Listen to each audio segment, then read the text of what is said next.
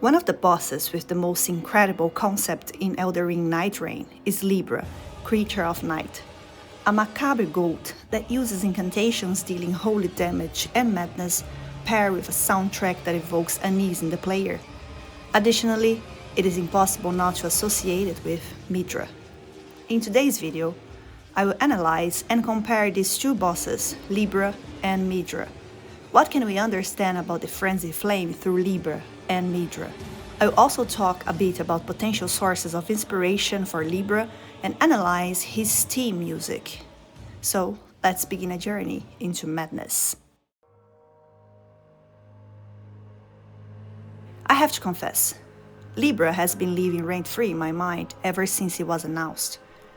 No, I haven't defeated him yet, but that won't stop me from discussing this macabre, yet strangely beautiful concept.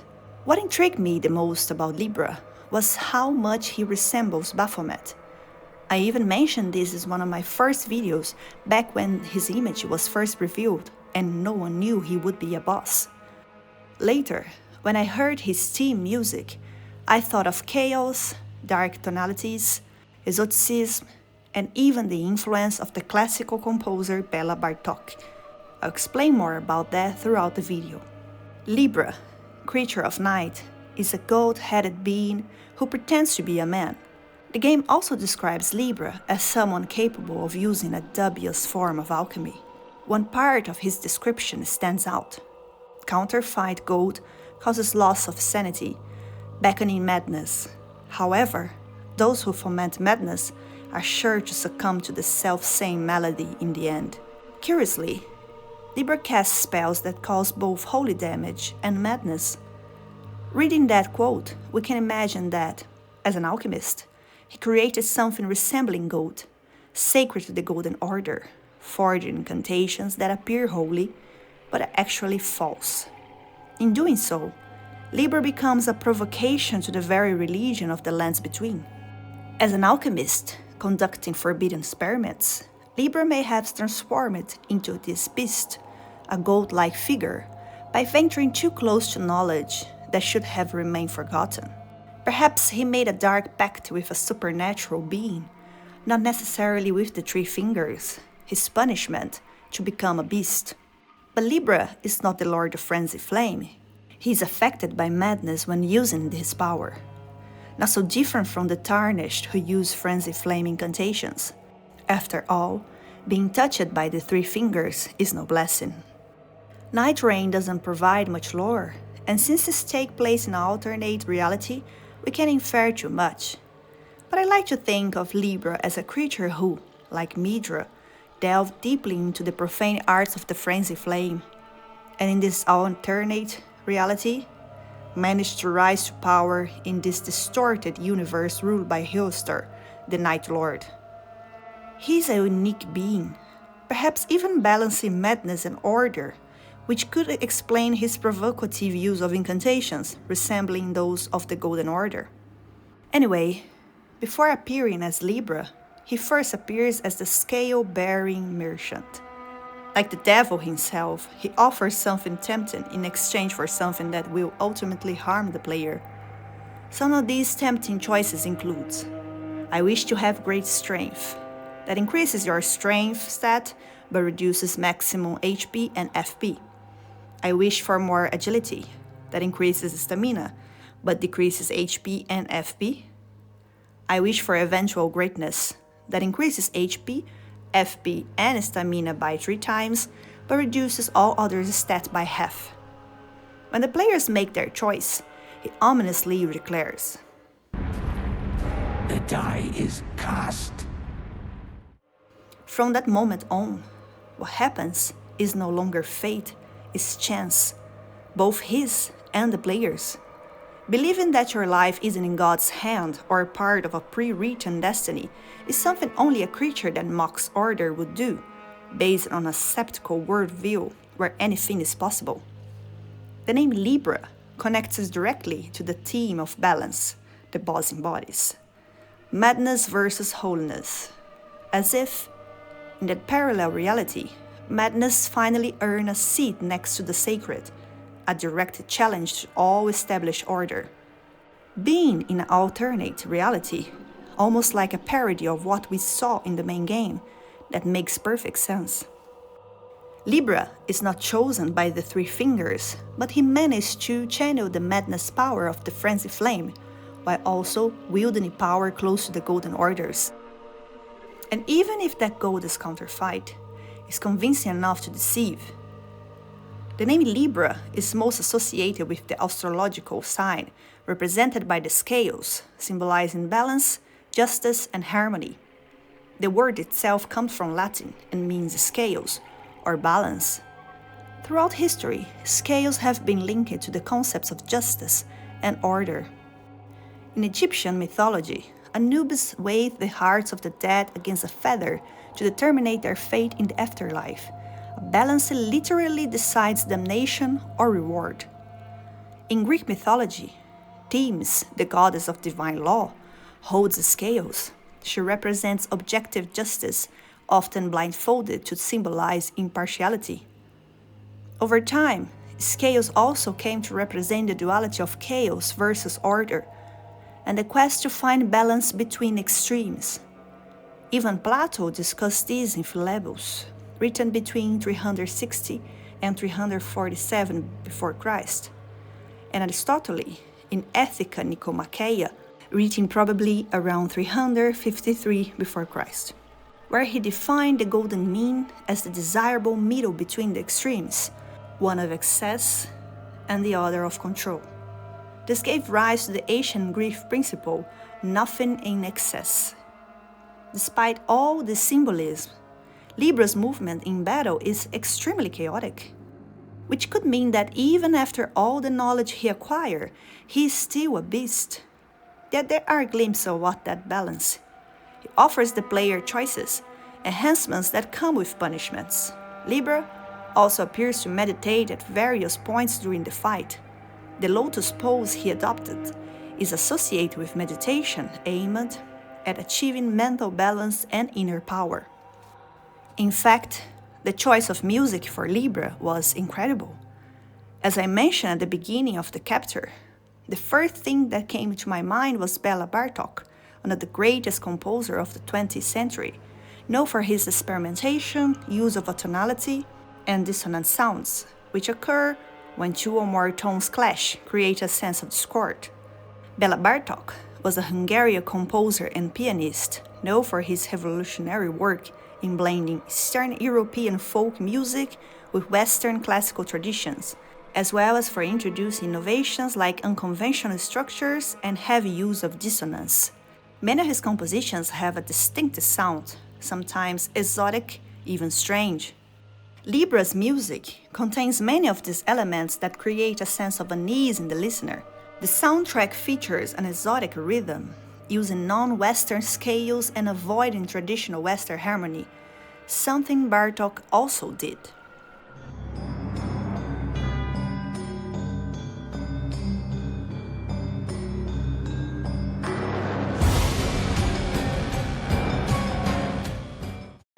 The track, composed by Shoei Miyazawa, features silence at specific moments, a technique also used by Bartók to create unease or emotional tension.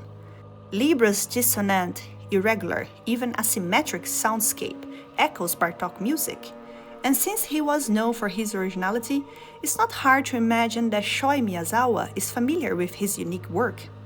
What's fascinating about Libra's music is that it completely contrasts with the rest of Elden Ring's soundtrack.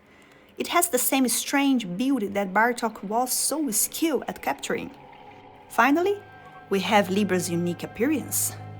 This monster has many eyes on its neck and face. Large, unsettling eyes are scattered among its horns. The creature also has goat horns, and its face resembles that of a goat, but in a way that feels more alien or cosmic, possibly suggesting it's a being from another dimension.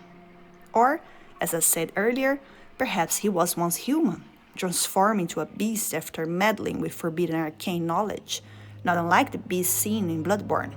Libra resembles Baphomet, a symbolic figure often linked to occultism and the pursuit of knowledge.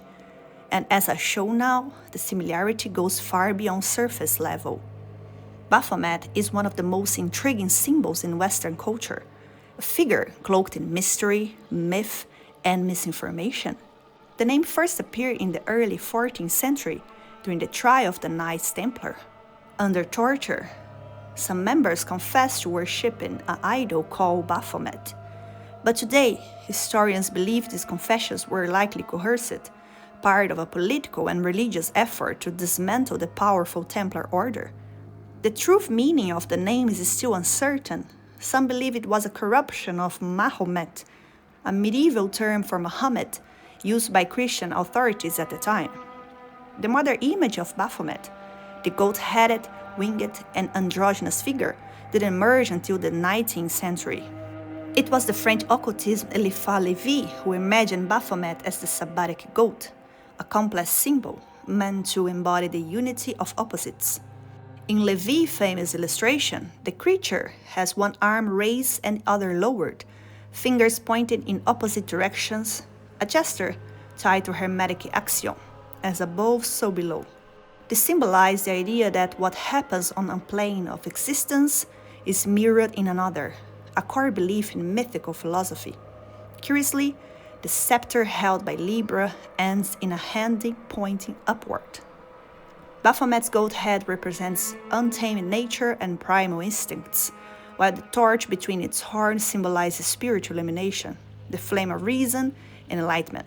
The breasts and androgynous body reflects the union of opposites, male and female, body and soul, flesh and spirit.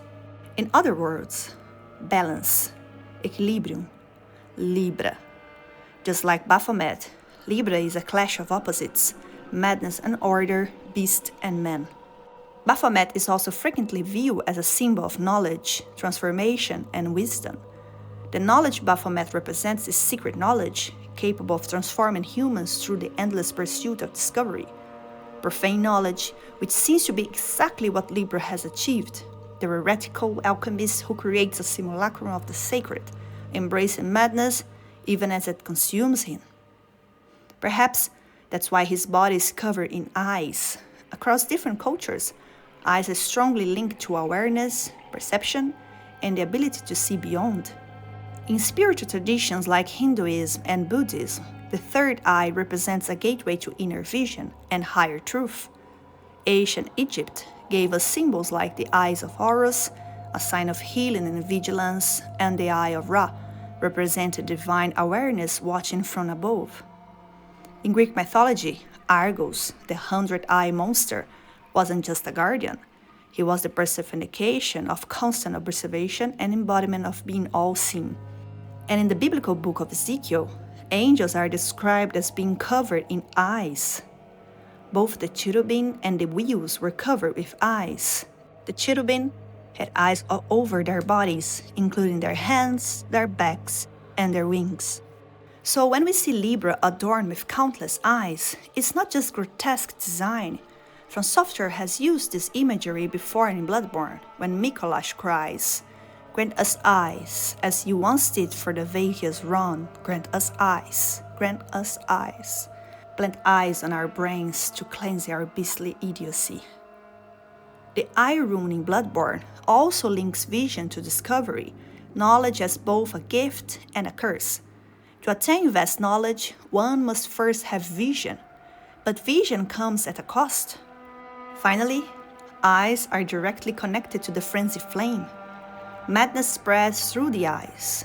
Its victims suffer an agony that must be unbearable. Causes the yellow flame of frenzy to blaze from the caster's eyes.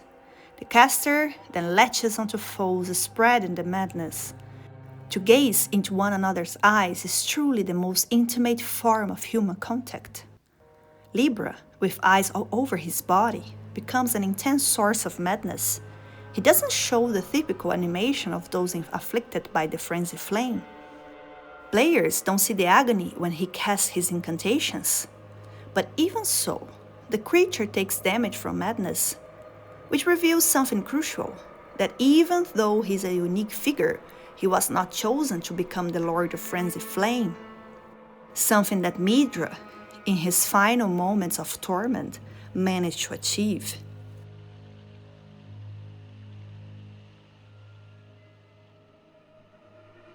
Deep within the abyssal woods lies the charred ruin of what was once a beautiful place, Midra's manse. Before madness took root, it was like many other places in the lands between, a grand state nestled among vibrant trees, with a church nearby, now destroyed, and Midra as its lord. Midra was likely part of Hornsen culture, and we can infer this from the words of a ghost within the manse. I beg you stop. Haven't I taken enough? Are we not breath and common in our line? And yet you offer only cruelty. I ask, what crime did great Midra commit? Midra must have been beloved by his subjects, a powerful sage who ruled over a vast territory. But once the Frenzied Flame took hold, that land became the abyssal woods. At some point in his life, Midra, a restless intellectual, began to study, or was introduced to, the teachings of the Three Fingers. In other words, he came into contact with the Frenzied Flame. As for how that happened, we can only speculate. Some theories suggest that Nanaya, his wife, was the one who led Midra down the path of madness.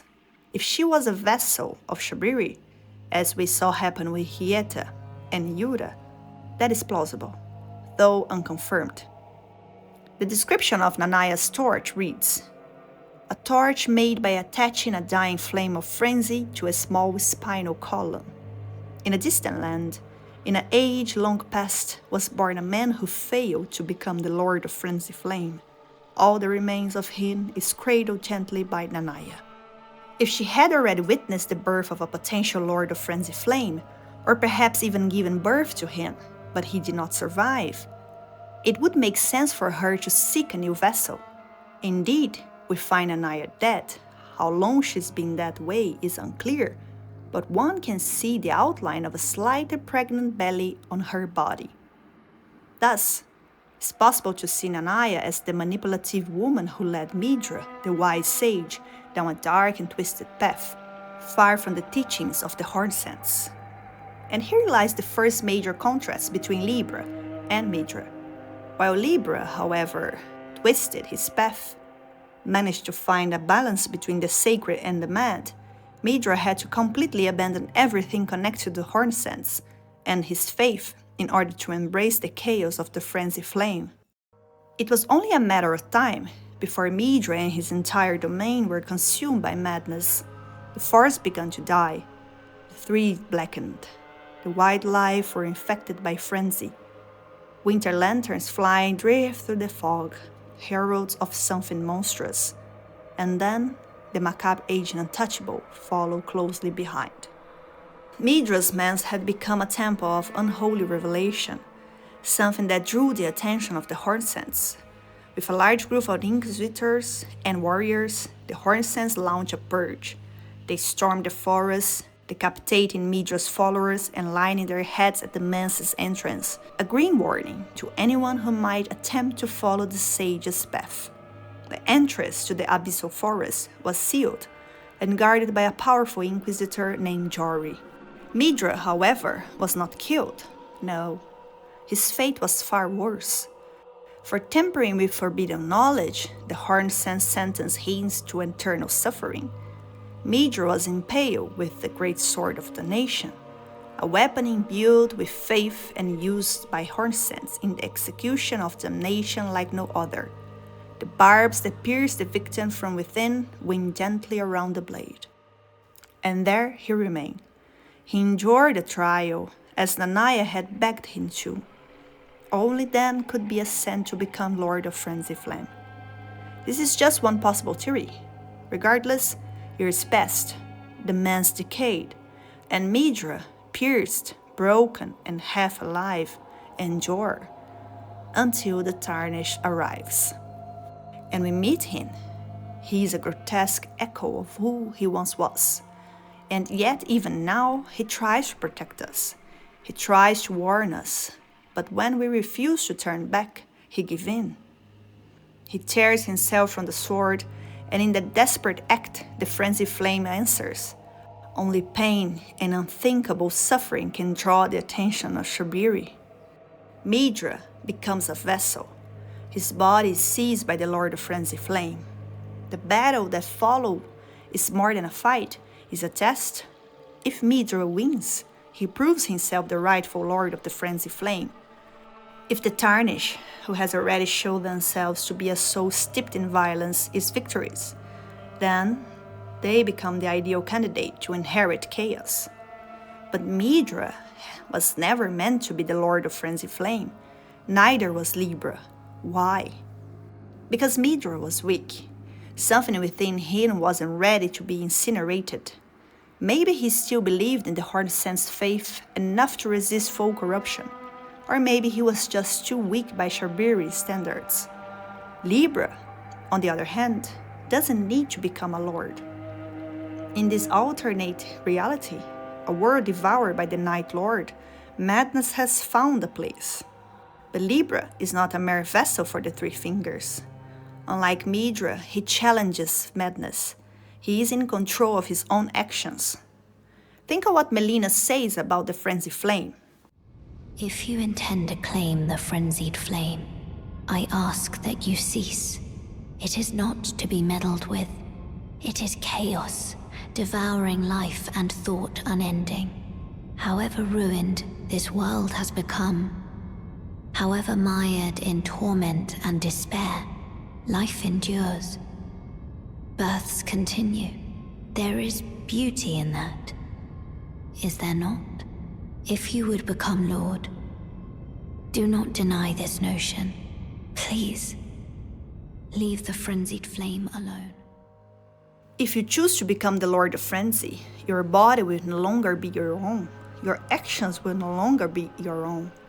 But Libra makes it clear how important choice is. His actions challenge both faith and madness. Libra found balance between opposites. He is the opposite of Shabiri's doctrine. Incinerate all that divides and distinguish. Libra is that division. And perhaps that's why he's extremely vulnerable to madness. Because he's aware of it and consciously resists this. And just for curiosity, I must talk about Midra's theme music. Even the music conveys different feelings to the players. While Libra's theme is unsettling, with unfamiliar sounds to most ears, the theme of the Lord of Frenzied Flame follows the structure of a waltz.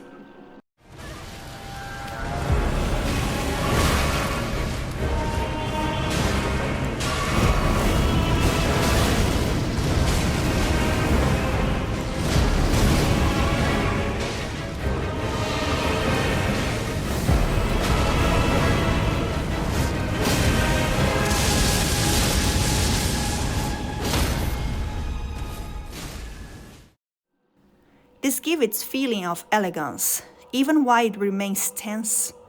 It is beautiful, epic, and tragic, as if we were dancing with the death itself. It also builds gradually, making the player feel the drama and urgency of the situation. In the end, Libra is an amazing boss with a concept that is both beautiful and macabre. What From Software was thinking exactly, I don't know, but I appreciate the result. Especially after comparing Libra, the equilibrious beast, with Midra, the mad sage. Both are reflections of ambition, transgression, and the eternal tension between order and chaos, faith and madness, human and beast. Midra and Libra embody this conflict, but with different outcomes. Midra collapses, unable to withstand the weight of the Frenzied Flame. Libra does not. Libra remains a paradox, a creature who mocks both faith and madness, who offers power with consequences, who does not seek obedience, nor does he fully surrender to the madness he channels. If you enjoyed this kind of content, where we explore the intersection of video game lore, history, and literature, don't forget to like and subscribe to the channel. Thanks for watching. Till next time, bye!